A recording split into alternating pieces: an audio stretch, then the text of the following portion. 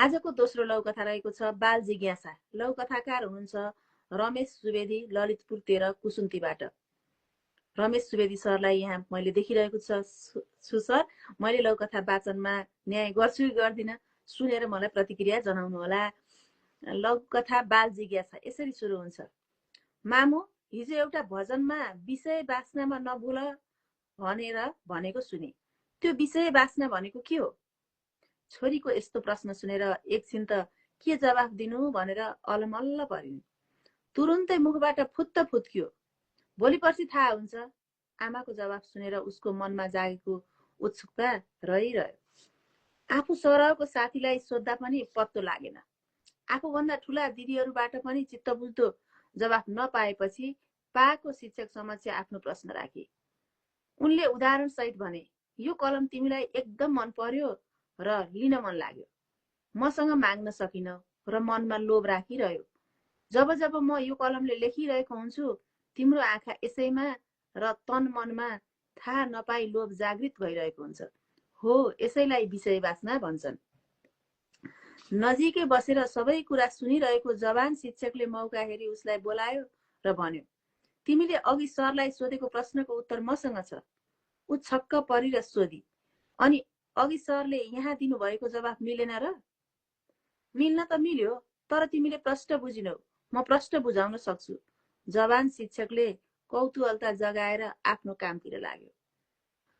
बाल मस्तिष्क कौतूहलताले सतायो र अनेक जुक्ति लगाई। आमाको मोबाइल लिएर गुगल गर्दै शब्द खोज्न लागि। विषय वासनाको अर्थ काम वासना, कामोन्माद, काम लिप्सा, कामुकता, देहाशक्ति, विषय शक्ति, मज्जा, ऐश, मोज, विषय सुख, भोगविलास। यति कुरा पत्ता लगाएपछि आमालाई पुनः सोधी, काम वासना र विषय वासना भनेको के हो मामु? तपाईले नभन्ने हो भने त्यो जवान शिक्षकले बताइदिन्छु भनेर उसको कोठामा बोलाएको छ। जाउँ कि नजाउँ? यसरी लघुकथा समाप्त गरिएको रहेछ र यस लघुकथाको समीक्षा गरिदिनु हुन मैले दिदीलाई अब समय दिदीतिर सोझ्याएँ है दिदी। माइक मलाई दिनुभयो, धन्यवाद वन्दनाजी। सबैमा थप भएको भने हामीलाई निहाल्ने कतिजना हुनुहुन्छ वन्दनाजी? अहिले मैले यहाँ मेरो मोबाइलमा 12 जना देखायो, तर 12 जना भन्दा बढी भ्युवर चाहिँ यहाँ देख्दैछु म। राजन कार्की उपस्थित हुनुभएको छ, सरलाई पनि हार्दिक नमन साथै स्वागत गर्दछु। मसँग एड नहुनु भएकोलाई देखाइरहेको हुँदैन यहाँ। ए ठिक छ। मैले चुले निम्तो गर्न पनि भ्याइरहेकी थिइनँ विविध व्यस्तताका कारण, त्यसकारण पनि कम हुनु भयो कि अथवा जे भयो अहिले नभ्याउनेले पछि सुन्नुहुनेछ भन्ने अपेक्षा राखौँ, सकारात्मक सोचौँ। र अब आजको दोस्रो लघुकथा रमेश सुवेदीले कुसुन्ती ललितपुरबाट प्रेषित गर्नुभएको छ। रमेश सुवेदी केन्द्रका आजीवन सदस्य हुनुहुन्छ, कार्य समितिको सदस्य समेत हुनुहुन्छ, हाम्रो लघुकथा केन्द्रको युट्युबका सञ्चालक हुनुहुन्छ। वार्षिक उत्सवका लघुकथाहरू सबै वाचन गरिसक्नु भएको थियो। उहाँले कविता लेखन र हार्मोनियम वादन, भजन गायन आदि इत्यादि थुप्रै विधामा उहाँको चाहिँ दखल छ, अभ्यास छ। अनि हाम्रो लघुकथा केन्द्रको लागि उहाँको धेरै योगदान छ, सक्रियता छ, त्यसको लागि यहाँलाई साधुवाद। थुप्रै लघुकथा लेख्नु भएको छ, केही सम्पादन र परिमार्जनको खाँचो चाहिँ छ, स्वाभाविक हो, गर्दै जानु भएको होला र कृति प्रकाशन चाँडै गर्नुहोला भनेर शुभकामना समेत रमेश सरलाई। अब आजको लघुकथाको शीर्षक छ बाल जिज्ञासा। शीर्षकले अलिकति रहस्य खोलेको छ, तथापि जिज्ञासाहरू धेरैवटा हुने भएकोले बाल जिज्ञासा कस्तो जिज्ञासा होला, कुन चाहिँ जिज्ञासा होला, अनि त्यसपछि के भयो होला, कसरी समाधान भयो होला भनेर चाहिँ यसले पनि कौतूहलता जगाउन चाहिँ सफल छ। त्यसकारण शीर्षक राम्रो छ, आकर्षक छ, जिज्ञासापूर्ण छ र लघुकथा पढिसकेपछि थाहा हुन्छ कथाभावलाई बोक्न पनि सक्षम छ। अब उठान हेरौँ। मामु, हिजो एउटा भजनमा विषय वासनामा नभुल भनेर भनेको सुने, त्यो विषय वासना भनेको के हो भनेर छोरीले आमालाई सोधेकी छिन्। सामान्य सामान्य छ, तर सामान्य भइकन पनि रोचक छ। किनभने विषय वासना मान्छेले हरेक पल सोचिरहने तर सकेसम्म लुकाउने विषय हो भनिन्छ वासना। अर्को शब्दमा यौन भनेर बुझ्न सकिन्छ, तसर्थ रोचक छ। विकास संक्षिप्त छ। आमा छोरी अनि 2 जना गुरुहरू, एउटा चाहिँ वृद्ध गुरु एउटा जवान गुरुसँगका संवादहरू चाहिँ यस लघुकथामा समावेश छन्। विकास संक्षिप्त छ। अनि यसको कथानक भनेको चाहिँ कथानकको सार संक्षेप भन्दा चाहिँ यौन जिज्ञासा भनेको कुरा केटाकेटीमा आउने स्वाभाविक प्रक्रिया हो। घर परिवारबाट समाधान गरिदिनु पर्छ र कुनै कारण गरिदिन सकिएन भने त्यसको दुरुपयोग हुन्छ, घटना दुर्घटनाहरू घट्छन्, राम्रो नतिजा दिँदैन। अभिभावकहरू अलिकति खुल्नु पर्छ यस्ता विषयमा भन्ने चाहिँ यसको कथानक रहेको छ। यो सन्दर्भमा मैले एउटा सञ्जालतिर आएको एउटा घटना सम्झे। बुटवलको एउटा बोर्डिङ स्कुलले चाहिँ केटाकेटी बालबालिका बीच विवाह गराइदिएछ। सिकाएको अरे, संस्कार सिकाएको अरे।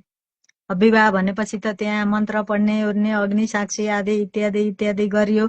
विवाहको हाम्रो पूर्वीय दर्शन अनुसारको मान्यता पद्धति, त्यसको अर्थ महत्व भन्ने यस्तो कुरामा, यस्तो गम्भीर विषयमा त्यसो गर्न हुँदैन थियो भनेर चौतर्फी आलोचना पनि अहिले आइरहेको छ। यो भनेको संस्कारका नाममा कुसंस्कार अथवा संस्कारलाई कुल्चेको जस्तो कुरो पनि मैले पनि महसुस गरेँ। सिकाउने नाममा त्यसो गरिनु चाहिँ ठिक छैन, तर घर परिवारबाट केटाकेटीका जिज्ञासा समाधान गर्नुपर्छ भन्ने चाहिँ यस लघुकथाको कथानक रहेको छ। अनि पछिल्लो पुस्ता, युवा पुस्ता, यहाँ जवान शिक्षक बढी नै खुल्ला हुन्छन्।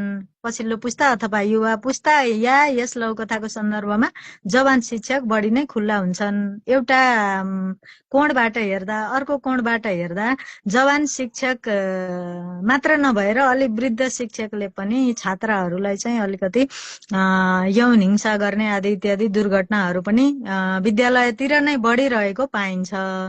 तसर्थ यो विषय धेरै गम्भीर छ, धेरै वजनदार छ, धेरै महत्त्वपूर्ण छ। अनि त्यस्तो शिक्षक कहाँ पठाउँदा के मात्र सिकाउने हो, नकारात्मक नसोची रहन पनि सकिँदैन। विद्यालय तहका केटाकेटीको एवर्सनमा संख्या बढिरहेको पनि एउटा अध्ययनले देखाएको छ। तसर्थ सन्तानलाई सही मार्गदर्शन दिएर हुर्काउन सकिएन भने त्यसको निकै गम्भीर परिणाम भोग्नुपर्छ। त्यसले समाज मात्र नभएर देशलाई नै असर गर्न सक्छ। अभिभावकलाई ठूलो चुनौती छ सन्तानलाई सही ढंगले हुर्काउनका लागि। त्यसमध्ये एउटा यो महत्त्वपूर्ण विषय हो। यही कथाभाव यस लघुकथाले बोकेको छ। कथानक समसामयिक र महत्त्वपूर्ण छ, घर घरका लागि उपयोगी छ। कथाभाव वजनदार छ। कथानकले लघुकथालाई धानेको छ, बोकेको छ। अथवा यस लघुकथाको वजन पक्ष, दमदार पक्ष भन्नु नै यो कथानक यानि विषयवस्तु हो। यौन वासनासँग सम्बन्धको कुरा भयो। अब यस लघुकथाको अझै सौन्दर्य भनेको चाहिँ खुला समापन हो।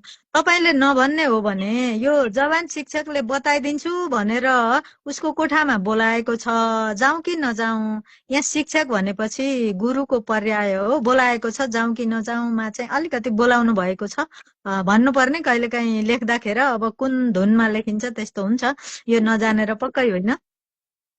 उहाँको कोठामा बोलाउनु भएको छ, जाउँ कि नजाउँ भनेर छोरीले भनेपछि लघुकथा समापन भएको छ, खुला समापन भएको छ। तुलनात्मक रूपमा बन्द समापन भन्दा खुला समापनलाई राम्रो मानिन्छ, किनभने पाठकले यहाँ मन मस्तिष्क मन्थन गर्ने पर्याप्त अवसर पाउने गर्छन्। यहाँ पनि पाठकले सोच्ने मौका पाएका छन्। समापनमा झड्का छ।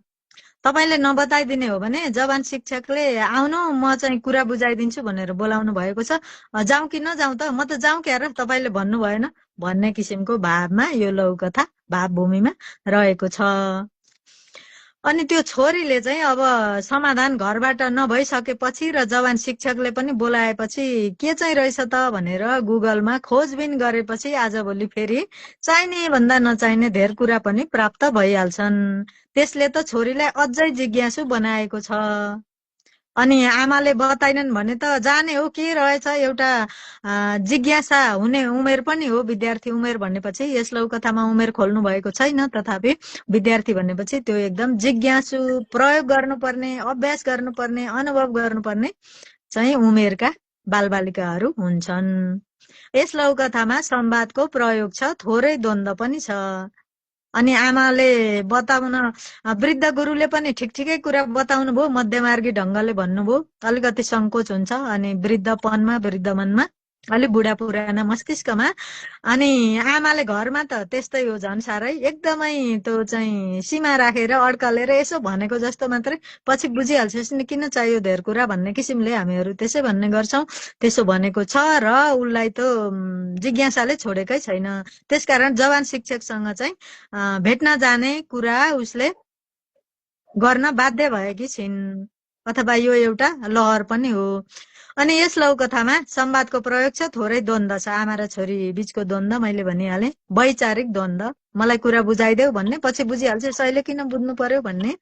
अनि पात्र आमा छोरी, जवान शिक्षक, पाका शिक्षक प्रत्यक्ष पात्र हुन्। सन्देश भनेको चाहिँ छोराछोरीका जिज्ञासामा कुरा नलुकाऊ, ताकि घर घरबाट यौन शिक्षा दिएर आइपर्ने यौन दुर्घटनाबाट रोक्न सकियोस्। यस लौकथाको उद्देश्य यही हो। सन्देश सकारात्मक छ, अभिभावकका लागि निकै उपयोगी छ।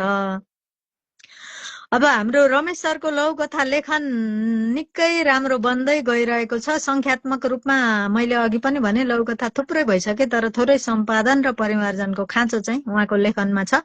यसैमा पनि प्रस्तुति शैलीमा मिठासपूर्ण ढङ्गले अझै सल्ल बगाउने ठाउँ अलिकति बाँकी नै छ र उहाँ गर्दै हुनुहुन्छ। अनि खासै सुझाव भनेर ठोस सुझाव दिनुपर्ने कुरा पनि यसमा धेरै छैन।